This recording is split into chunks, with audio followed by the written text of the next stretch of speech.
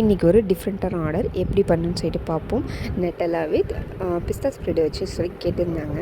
So அதுக்கு first வந்து நட்டலா ஸ்ப்ரெட்டையும் பிஸ்தா ஸ்ப்ரெட்டையும் butter ஷீட்டில் வச்சு ஃப்ரீசரில் வச்சு நல்லா வந்து அதை ஃப்ரீஸாக வச்சாச்சு. ஸோ நான் பேக் பண்ணும் போது தான் நான் அதை வந்து எடுத்து இன்சைடு வைக்கிற மாதிரியே நான் வந்து பண்ணியிருந்தேன், இந்த வீடியோவில் உள்ள மாதிரி.